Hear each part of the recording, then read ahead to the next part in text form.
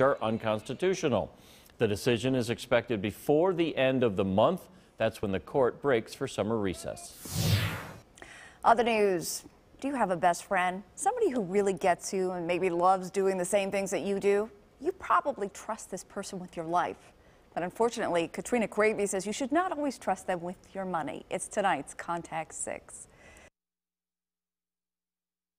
A quilting group hardly seems like the setting for a multi-million-dollar scam, but that is exactly where Catherine O'Keefe was targeted. Our relationship grew into, from women who were involved in this quilting group to extremely close friends.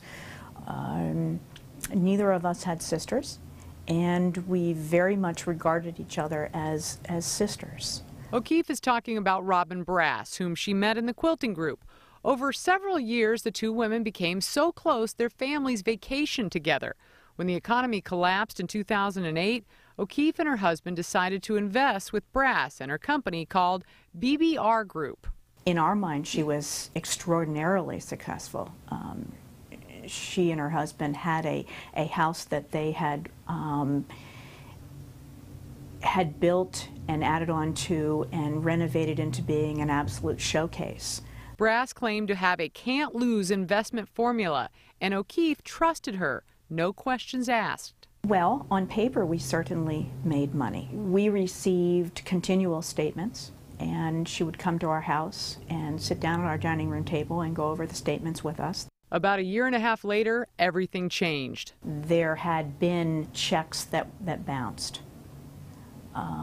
We accepted what seemed like plausible reasons for that, which in retrospect should have been enormous flags to us. Postal inspectors say BBR was a front for an elaborate Ponzi scheme that stole more than $2 million from victims. When you think about what this particular suspect had to do to gain the trust of all these professional, good people, greed is what comes to mind. And unfortunately, it's a powerful motivator. Brass's Ponzi scheme, like most, only lasted as long as she continued to lure in new investors to pay the old investors. Unfortunately, Catherine O'Keefe and her friends in the quilting group were on the losing end of the pyramid. I was devastated. My entire family was devastated.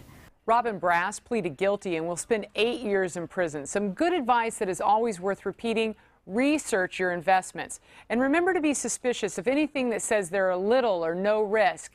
Remember, investments are never a sure thing. I'm Katrina Cravey, Contact 6.